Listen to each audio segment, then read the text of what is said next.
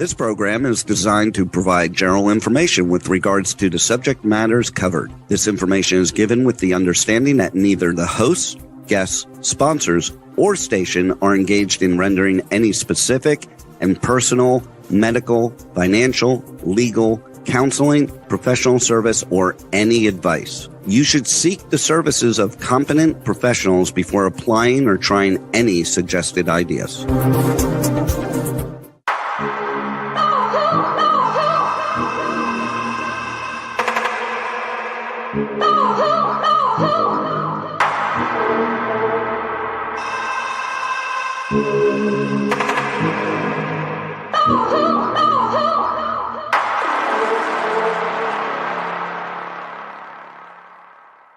Good morning, true seekers and true crime junkies. Welcome back to another episode of Hit the Road Jack, Finding the Zodiac. I would love to introduce to the show today, first time live in many months, Harriet Suchet. Good morning, everybody. Am I reading Bible? Good morning. But I can see you. It's good to see you. It's good to have you back live. Mm-hmm. We're also welcome to the show, Nolan Del Campo. Good morning, everybody. Good morning, Nolan. I think that I cut you off and we started the show right at the point where I said that Trump is at heart been a Democrat pretty much all of his life, so heavy supporters of the Clintons. And you said, what, Nolan, as we flipped over? He's not really a Democrat or Republican. He's a fascist. Pick whatever side benefits? Or is he a slid-in agenda by the Democrats? No, I don't see what that. What do you mean no? No. He's been a Democrat all of his life until running for presidency. Maybe nominally, but he's kind of like a dictator. Mm-hmm. Well, He does what he wants. He does what pleases him.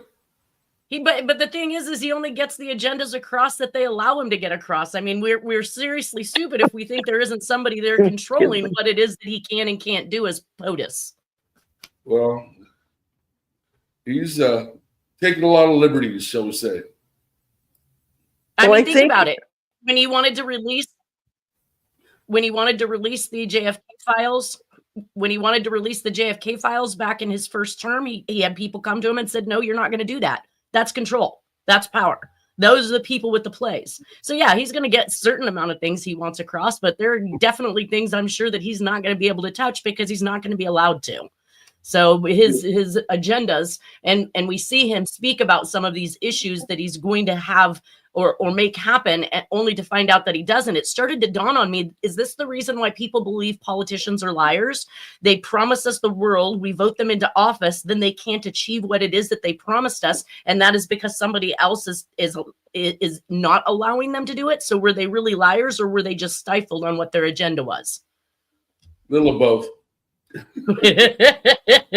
I honestly think that they waited for certain people from that era to pass on before they released a lot of those files.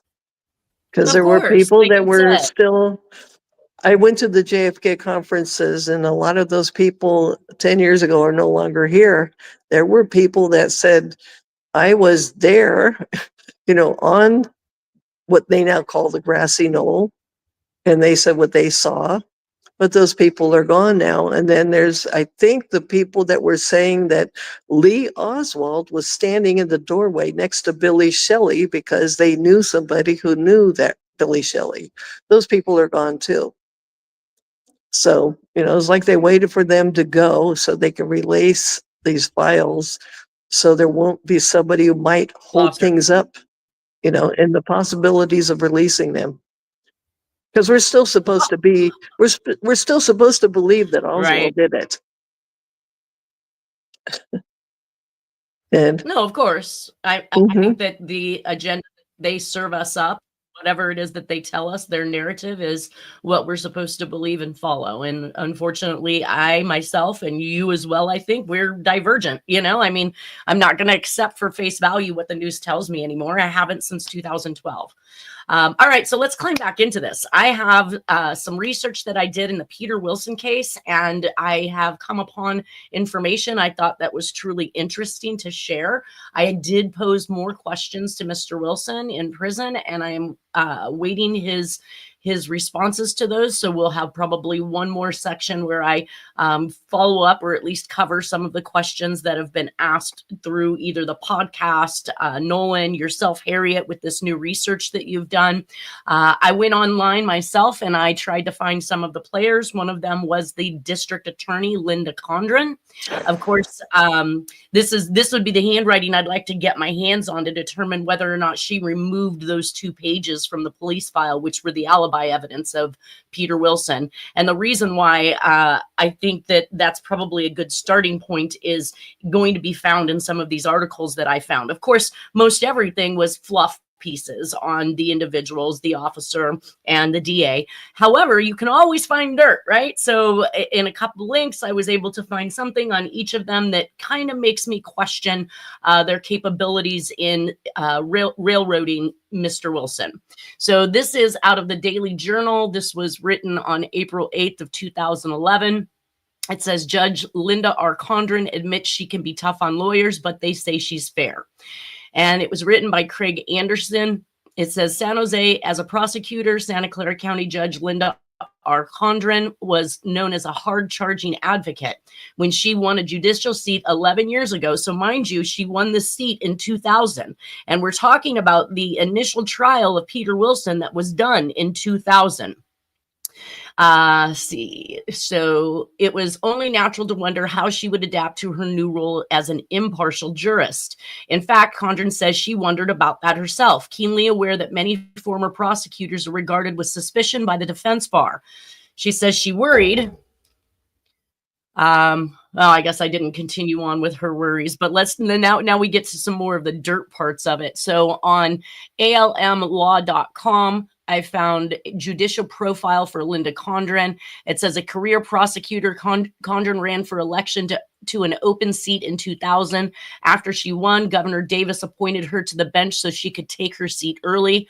Earlier this year, she was assigned a backlogged domestic violence calendar where she's expected to handle cases from arraignment through trial and sentencing. She and the 2 other judges have cut down the number of cases waiting for trial from 80 to 20. And she says, and if a prosecutor can't produce a witness but doesn't have good cause for a continuance, Lopez says, she will make the DA dismiss the case. So Lopez is I believe, an attorney who is speaking in regards to Linda Condren. I thought that particular statement right there was interesting to note because in the Peter Wilson case, we know that William Coleman, the other roommate, which is the suspect in my client's mind, Mr. Wilson's mind, he believes that Mr. Coleman is the one that actually committed the murder. He left the country. He was no longer available to the district attorney as a witness.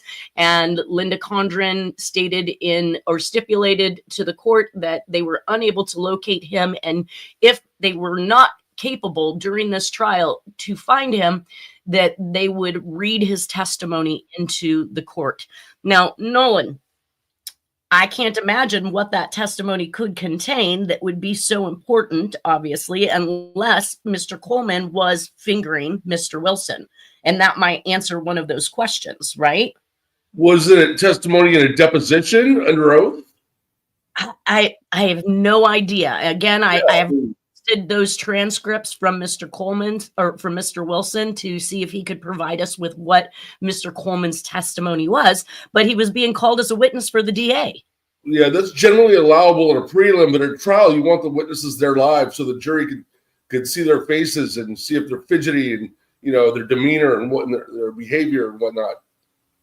Well, and that's what made this statement by this attorney so interesting. If a prosecutor can't produce a witness but doesn't have good cause for a continuance, Condren makes the district attorney dismiss the case. But she didn't do it as a prosecutor, though. Heck no, she didn't. And so it gets better. Says Condren said she doesn't try to hide her displeasure if an attorney isn't ready or intentionally misrepresents facts in court. Somebody's on a soapbox. But the judge said she doesn't let frustration or emotion color her decision making. Early on, I made a decision for exactly the wrong reasons, Condren explained. An out-of-custody DUI defendant violated a court order, didn't show up for a hearing, and was found sitting in a car in the court's parking lot with a bottle of tequila. It had been a stressful day. Yeah, I thought that was comical. It had been a stressful day, Condren said, and when the bailiff brought the defendant into her courtroom, she remanded him into custody. Condren said she doesn't regret the decision, just how she reached it. None of it was cold, clear, calculated decision-making, Condren said. She said she agonized all night and went in at 4 a.m. the next morning to make sure the defendant was on that day's calendar. After that experience, Condren said she vowed I'd never, ever in my life do this again. I highly doubt that she could make any, promises to herself, especially when she was vying for a seat as a judge back when she was a district attorney. Says these days, Condren says she strives to be dispassionate. If her temper flares, she'll step off the bench for a few minutes and have a sip of water. Sometimes, she added, she'll run, pointing to a treadmill in the corner of her office. Where it got extremely interesting is in an article by the Mercury News saying, can ex-prosecutor let go? Facing double murder charges in 1987, Miguel Angel, I'm not going to try that last name, failed to convince a jury that he acted at the order of drug dealers who had threatened to kill him and his family. He was sentenced to death. But today, defense attorneys say that they have evidence that his claim was true and that the prosecution team in the case covered it up. Though the prosecutor has denied wrongdoing, the attorney's evidence has so impressed the state Supreme Court that it has ordered an unusual inquiry into the case, which will soon require the prosecutor to testify under oath about her conduct. That prosecutor is no longer trying cases. She is Joyce Allegro, a Santa Clara County Superior Court judge. So coming from the same area and the same background basically as Condren, Allegro is one of several prosecutors turned judges who engaged in questionable behavior while trying cases, a Mercury News examination shows.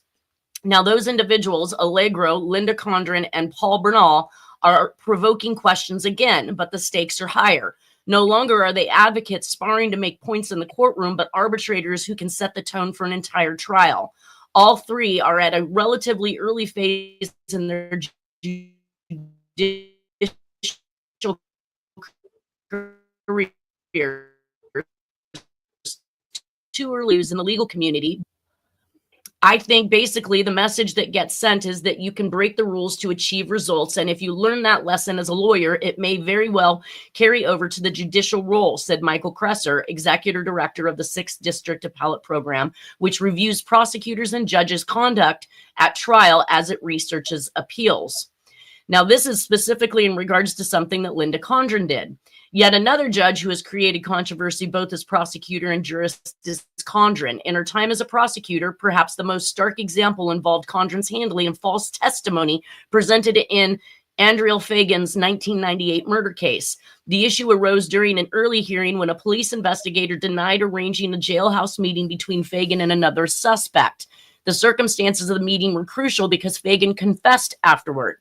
In fact, the investigator had arranged the meeting and he contacted Condren after his testimony to say that he had misspoken, but she did not tell the judge or the defense, according to the court transcripts. The investigator went to Condren a second time, but she still did not clear up the issue. When the truth emerged in court months later, Judge Nazario Gonzalez scolded the prosecutor. It is important that the prosecution really follows the rules. There is no need to hide the ball. So basically in 1998, and we know that Peter Wilson was arrested in 96, but he's falling into this pattern in which Linda Condren is withholding pertinent information in regards to murder convictions and likely to secure those convictions because she's trying to bat for those points to make judge. Wow. Right? It's amazing how many prosecutors become judges. Most of Sacramento County happens all the time, obviously in Santa Clara County, and it's nobody even says a word about it. They just approve them. That's crazy. And we have her here. I mean, literally, I think that there should be some type of a penalty to a prosecutor that would do something like this. Well, yes, there should be a judicial state bar investigation. that's misconduct. Should be Absolutely. Yeah. And Something. she's showing that that's the way she's learned that she can win in court cases. And now she's a judge who is demanding that all evidence and facts be. It's almost as if she's taking this hard stance to literally erase who she was as a prosecutor because she wasn't following the rules, and now she's demanding that other attorneys are. Yeah. Well, it goes on to say, what's that? We'll see. I mean, it's convenient for her to say that now, makes her look good, but who knows what she's actually going to do. Exactly. It goes on to say Condren won election to the bench a year later. Some attorneys, so she won, that said 98. Mm-hmm. I'm trying to put because she was not a judge in this case in 2000. So would a prosecutor continue to prosecute a case if it went to court after they become a judge? She would have to recuse herself. She couldn't be the judge. She couldn't be the prosecutor either, because now she's the judge. And I think you said earlier that even before the election took effect, that because she got elected, Gray Davis appointed her. So she got on early before she was supposed to by election. So she got appointed prior to the election taking effect. So then I'm going to have to figure out how that's working, because they're making it sound as though she became a judge in 2000. And we know that Mr. Wilson's trials were 2000 and 2005, but he has repeatedly stated in his information to me that Linda Condren was the district attorney on this case. Maybe prior to her being a judge, but she couldn't have done a dual role. Once you're a judge, you're a judge. Well, so then that just begs the question. I mean, I'm going to clear that up, but I'm pretty sure that he stated his trials were 2000 and 2005, and that Linda Condren was the DA on both cases. But based on this information, it's indicating that she became a judge in 2000. So maybe I just need to firm up those concepts. Yes. All right. Blah, blah, blah, blah. Some attorneys who have appeared in her courtroom complain about a volatile demeanor that they fear conveys bias to the jury, but those complaints come from both prosecutors and said recently that he will absolutely never appear in her courtroom again after Condren at one point placed her hand in front of Campari's face to stop him from talking when the defendant in the case was acquitted. Campari recalled Condren abruptly left the courtroom, sending what the defense attorney considered an unmistakable signal of her displeasure with the verdict. That's not discompassionate, as far as I'm concerned. Yeah, what's that? That's childish behavior by a judge. That's not cool. It's completely unprofessional. Yeah, exactly. And Condren did not respond to requests for an interview in this article. Go figure. Now on Sergeant Yore, Sergeant Michael Yore was an investigator in the death of Palo Alto resident Josephine Galbraith.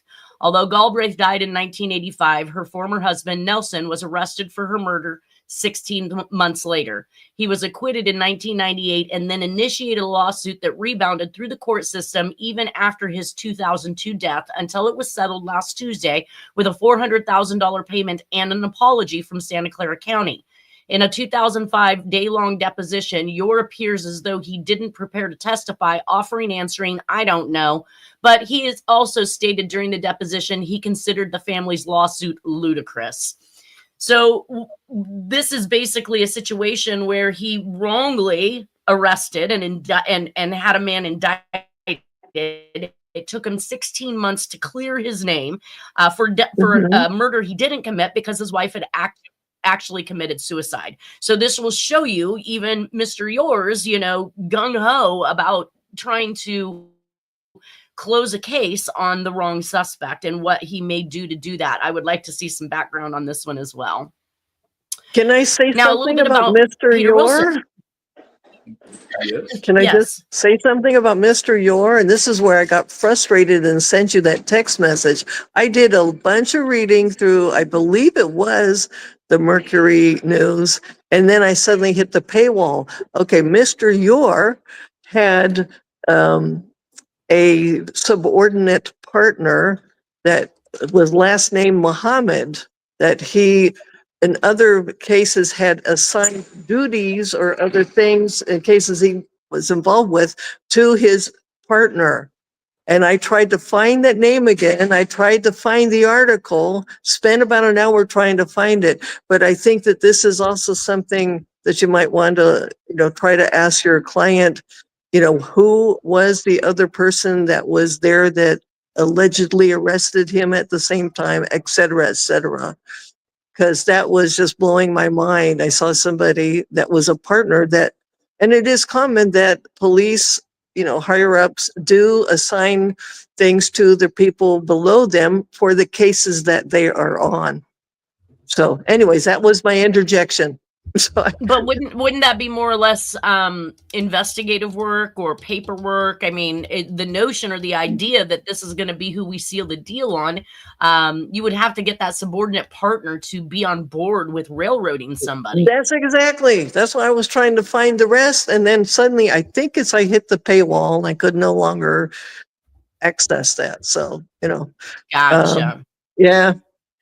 So that's why I send you the text message, because that's interesting. There's somebody else possibly involved. Well, I mean, obviously it's going to take more than just this officer and the DA to, get this man convicted if he's truly innocent. You have the person who claims to have searched the backpack. When I went back and I reread the notes from Officer Brooks, I believe it was, in regards to the search and seizure of the backpack after they obtained the warrant on April 1st, there was absolutely no mention specifically of the alibi note or the receipt, any of the alibi evidence. So they did say papers and receipts, but they didn't actively notate what those items were. So there is basically, this would also, I think, lead back to Mr. Yor having illegally searched and taken this information from the backpack the day before. So now it is not available for it to be logged and recorded by Officer Brooks on April 1st when the search warrant actually came into play. Yeah, and they didn't get in trouble for they should have withheld any evidence unless it was just exculpatory, because it was an illegal search. Right. They shouldn't have taken anything out of that backpack on 3/31, but we do have it in Mr. Yor's handwriting that he did. He copied it. It went into the police file and then becomes missing at a later time. So doing some research and trying to get some handwriting on some of the other players, like the officer or even Linda Clark, which that is her name now. Linda Condren is now Linda Clark, to see whether or not the initialing of the removal of those pages can be established as to the person who did it. More information on Peter Wilson. So I found several different articles. And again, just like we know the news, they never produce things correctly. They just want to get a story out there and they don't care if it's right or not. I was able to establish, and I'm hoping that this is going to be confirmed by him, that he was likely 31 years old at the time that this murder occurred in 1996. And I found this article, which was the Palo Alto Online .com, which is the Morgue News, and this was actually done April 5th, 1996. So this is on a Friday, and this is the Friday following the actual murder of Miss Kim. So it says, murder suspect arraigned, neighbors shocked, recall victim as pleasant and quiet. That's a complete lie. If you look at the investigator's notes, and both sides, both the district attorney's investigator and the private investigator for Mr. Wilson, they both described Miss Kim as a very volatile person, that she would lose her mind. Yeah, she lose her mind and brash and not pleasant at all. Her neighbor does not describe her that way.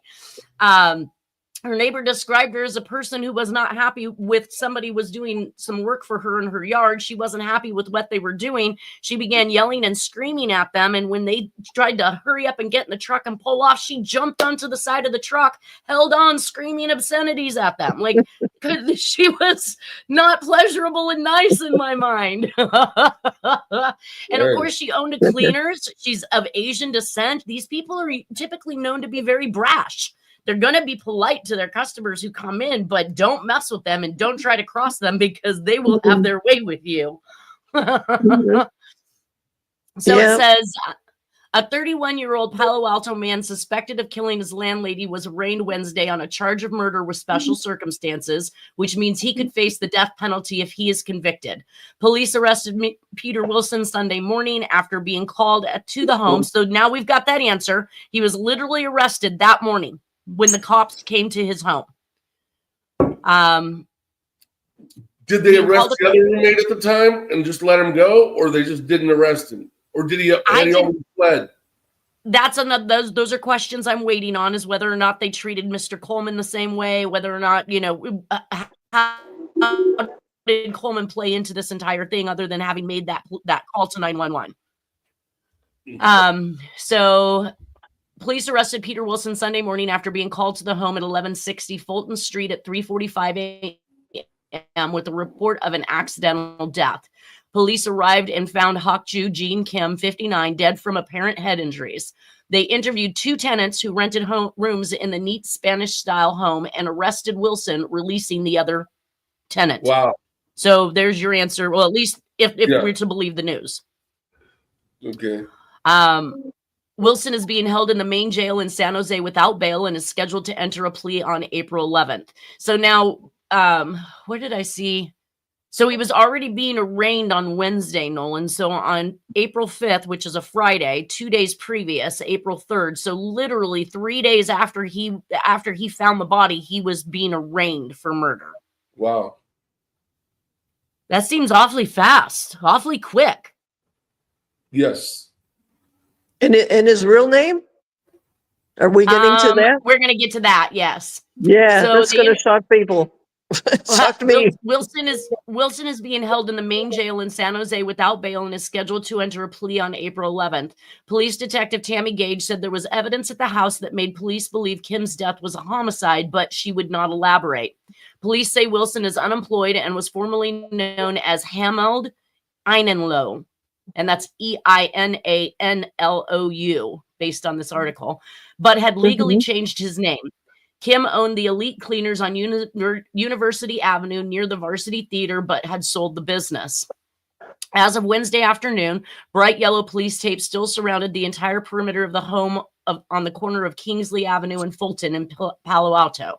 Outside patio lights remained on and yellow roses bloomed along a sidewall. Neighbors say Kim apparently lived alone, working long hours from 7 a.m. to 7 p.m. every day. You don't see her and she doesn't talk. So how is she pleasurable?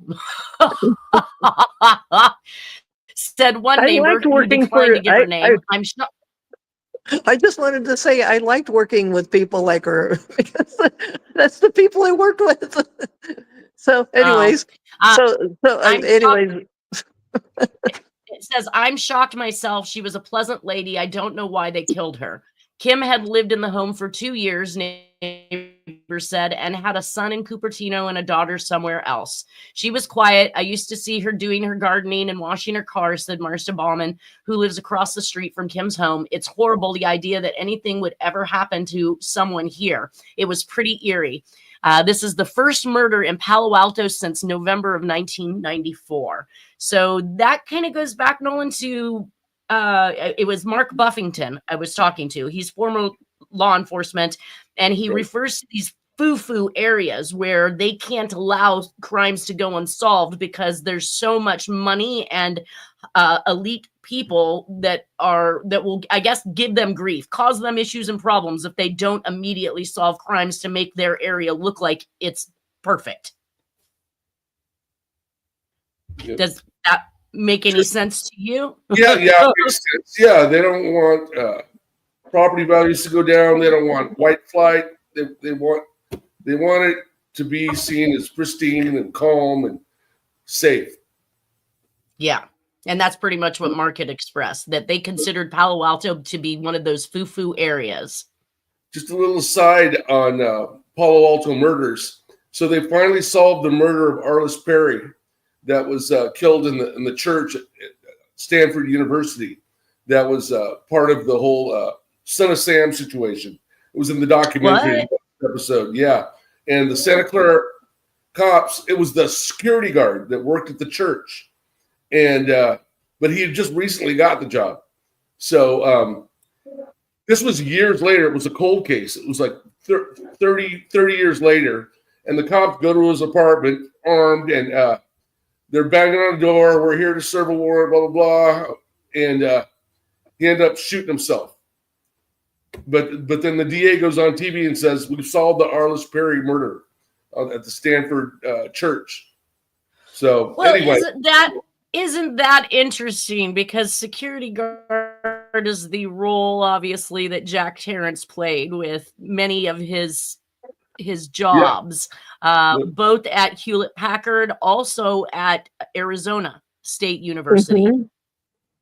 We haven't made it to that yet, Nolan, but he was there in 93, and that was the time that they started cataloging anthrax. Wow. Yeah, it's going to be a very interesting episode once we get there. But yeah, so you shoot yourself. Why? So you don't bring suspicion towards anything else or anyone else that might be a part of that group? Yeah, that way they couldn't interrogate him, because the theory is that he was part of a cult affiliated with the Process Church of Final Judgment. And that's the son of Sam, the 22 disciples in Untermeyer Park in Yonkers. They were affiliated with the Process Church too. And so was and I'm not familiar with the Minot, Dakota, that was also affiliated with the Process Church. I am not familiar with the Process Church. Obviously, we're not talking like Scientology and Manson, right? Well, Manson was affiliated with the Process Church too, and he was affiliated with Scientology. And the Process Church sprung out of Scientology. It was two former Scientologists that got married, and they were into the Scientology thing, but they wanted to go further with it. And so they started their own sect, so we say, and it was called the Process Church of the Final Judgment, whose ultimate goal is to bring about the end of the earth, or end of humankind, anyway. Wow, and they were going to do it one by one, running around shooting people, huh? Yeah, there's a lot about the Process Church in the Netflix documentary Son of Sam. How are they supposed to get their Big Mac if they do away with everybody? I don't know. Yeah, but it's also in that book by Maury Terry called The Ultimate Evil. It's a lot of it's in there too. But that's what this the whole Netflix documentary is basically on Maury Terry and the book and the Son of Sam murders and the cult. So I thought this was a different documentary. I'm going to need to get that name from you then, because I didn't realize the one that I watched certainly did not allude to. They basically talked about the journalist that was trying to uncover the cult facet of it, and that it was not just Berkowitz operating in his own on his own, that there were other people involved. So is that the one you're talking about? Yeah, there's several episodes though. There's like 4 or 5 episodes.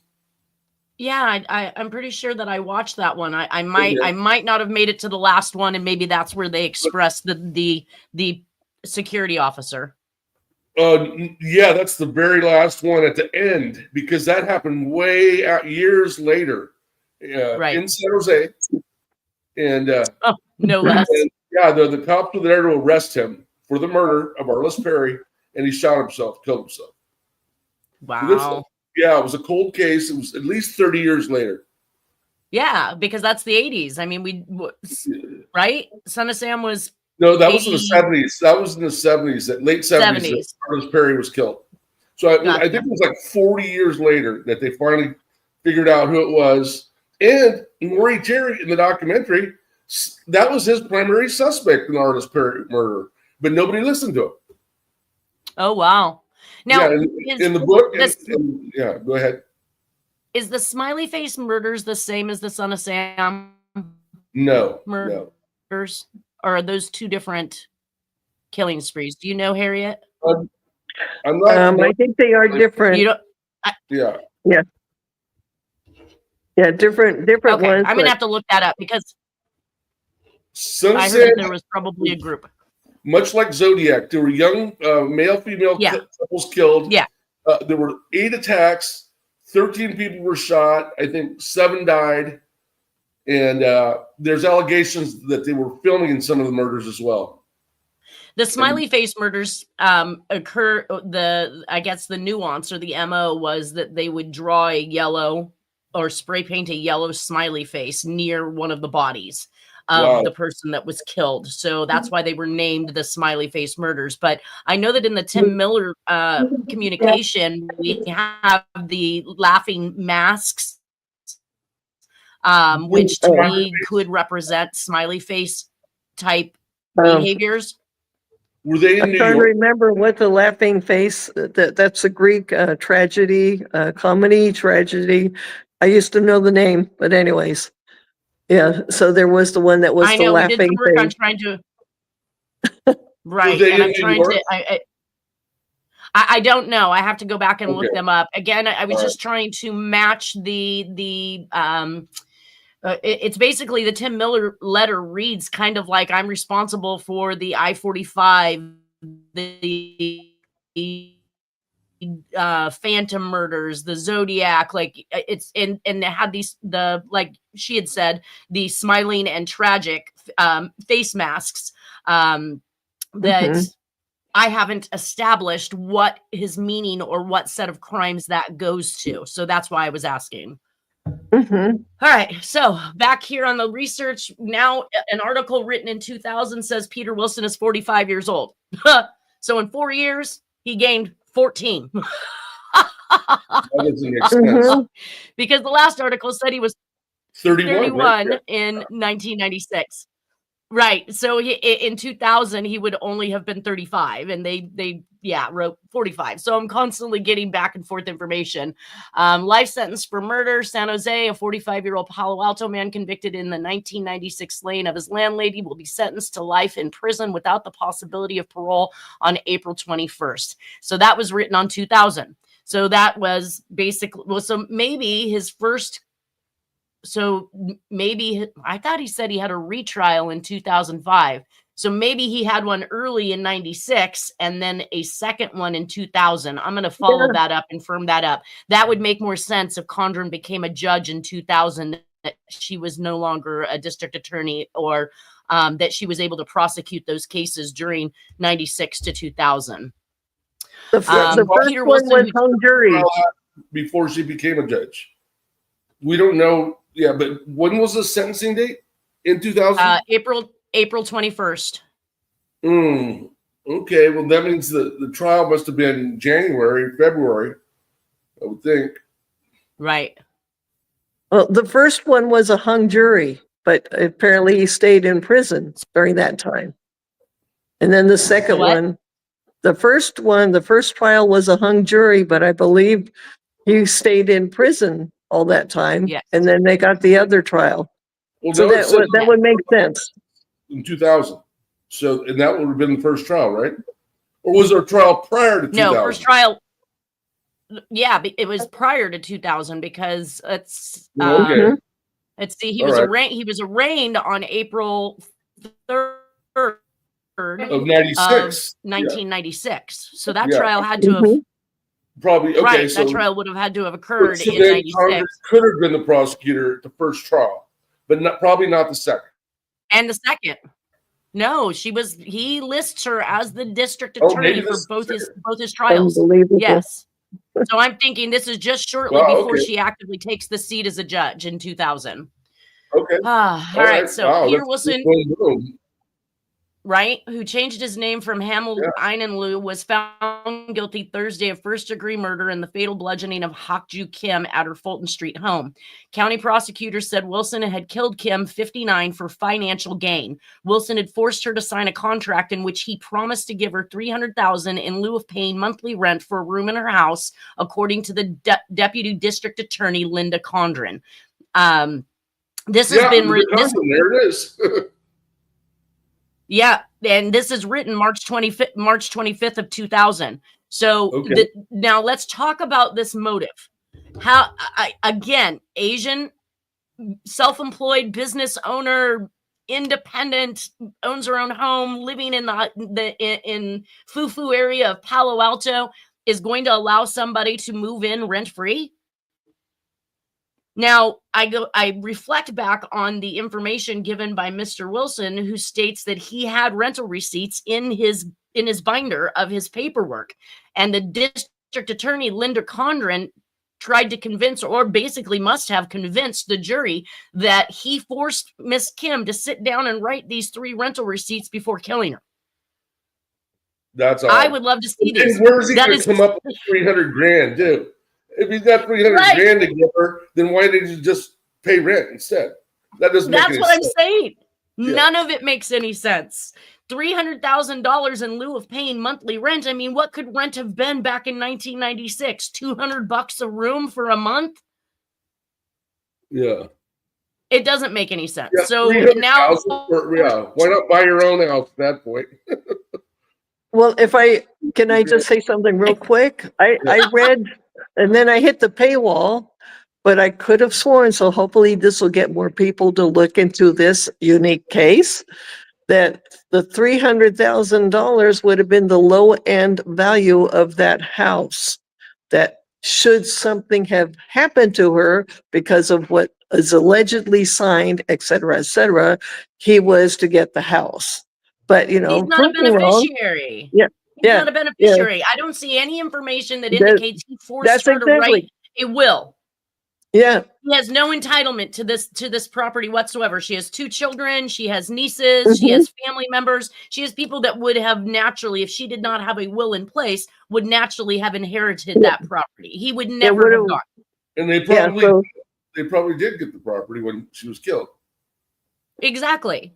So this MO, yes, doesn't make any sense. And he literally had receipts from her for having paid his rent. So now it all sounds like hogwash. Not only are they now producing bad facts, or what would you call that? I'm going to find a right word for that, Nolan.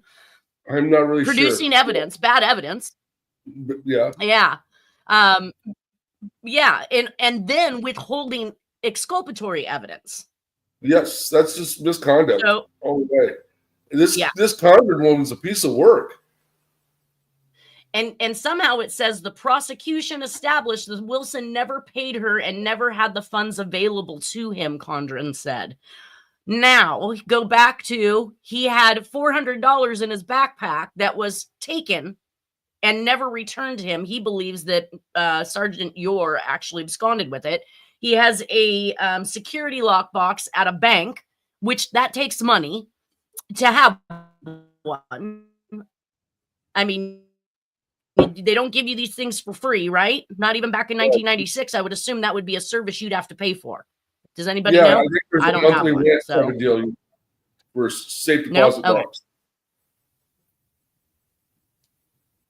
And if he had never paid rent, I don't see her stopping short of tossing him and his belongings out.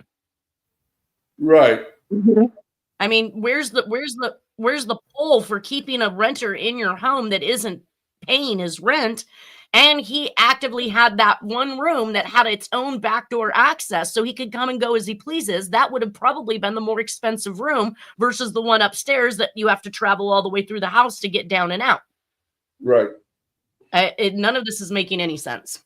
So It says this was the second time Wilson had been tried for the murder of Kim. So yes, in 2000, second time. This was the second time Wilson had been tried for the murder of Kim, who used to own Elite Cleaners on Palo Alto's University Avenue. The first trial in 1998 ended in a hung jury. That's where Harriet probably read that. Yeah. The Palo Alto Daily Post. I thought this was an interesting article because it's talking about murders in Palo Alto over the past 3 decades. And of course, actually listed this particular murder, which this is written in 2024. So it boggles me why anybody would want to dredge up the murders from Palo Alto. But what I was more shocked about, so if you guys go to Palo Alto Daily Post and look up this article, for August 2nd, 2024. And the headline is Murders in Palo Alto Over the Past 3 Decades. Take a look at the murders and the sentences some of these individuals received. One of the cases that I read, the woman had stabbed, I believe, either her sister or brother or a family member, basically 41 times in order to steal money from him that they thought he had. And she received 5 years. No, let me take that back. She only was in prison for 5 years. It was considered time served. Wow. 41 times stabbed. So it's interesting to see who they hemmed up, for how long they hemmed them up, and what their actual sentencings were, because there's no rhyme or reason to the murder. I mean, they're all murders, basically. So no matter if you poisoned them, or you stabbed them, or you shot them, or you robbed them, everybody seemed to get something different. But here we had Mr. Wilson facing life without the possibility of parole and possibly the death sentence. So this is written by David Price, Daily Post editor. A possible Russian mob hit, the robbery of an innocent man out for a walk, a family fight over money, a dispute with the building manager, a bullet seemingly shot into a crowd at random. Those are some of the facts behind murders in Palo Alto over the last 3 decades. And here's a look back at those cases. So you can go and read that yourself. But the excerpt that I pulled out for Peter Wilson shows March 31st, 1996. Peter E. Wilson, 44. Now he's 44. Also known as Hemeld Einenlow, was arrested and later convicted of murdering his landlady, Hokju Jean Kim, 59. Kim was found dead of massive head wounds on the basement stairs of her home. Now, she wasn't found on the basement stairs. I think we've all established she was on the basement floor with a 4x12 placed over her body. Wilson received a life sentence in prison without the opportunity for parole. Of all of the murder convictions that I looked at on this particular article, it seemed to me that he, for some reason, received the strongest sentence out of any of the other people convicted of murder.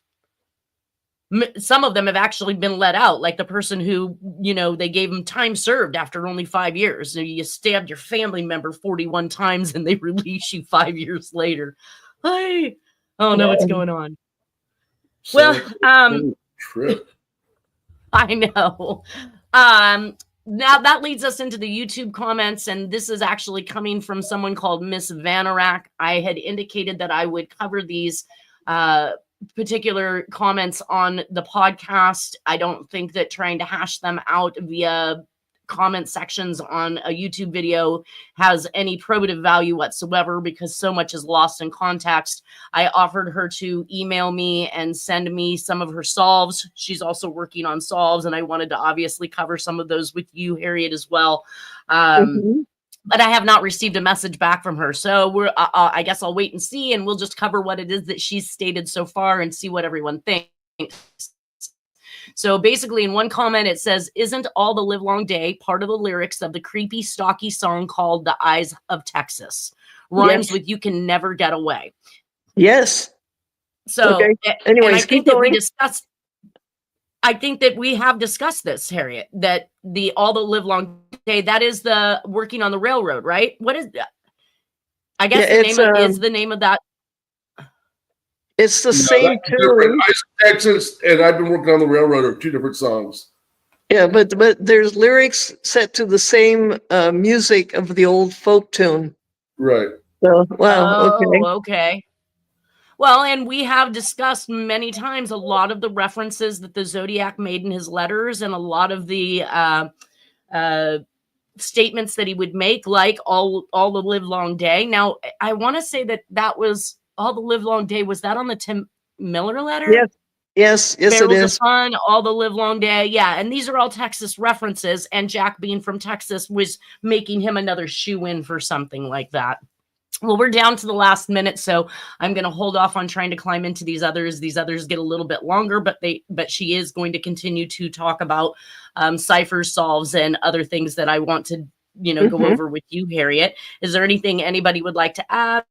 Yeah, I want to list both your services. There's like $1 million or something up in Montana, Idaho, or something. There's a book about it, and there's ciphers, and there's poems. And my friend that owns the old tavern is trying to solve it, and he wants our help. So we'll talk more about that another time. I think I know what you're talking about. Wasn't it some philanthropist, rich guy, hit it and set up a bunch of different clues and criterias in order to find it? Exactly. That's exactly it. And my friend has been working on that for a bit, but he's hit a wall, and he knows what I do and what you guys do. So he asked me to ask you guys if you'd be interested in helping out, and if we find it, he'd share the wealth, definitely. I think that National Treasure is one of my all-time favorite movies, and I would be totally down. What do you think, Harriet? Oh, let's go. Okay. All right. I'll talk to him this week, and I'll get as much info as I can, and I'll pass it on. All right. All right, you guys. Everybody take care. Have a wonderful to weekend, and we will see you next Friday. All right. Take care, everybody. Okay, Thank bye. you. Good weekend. Okay. Bye-bye.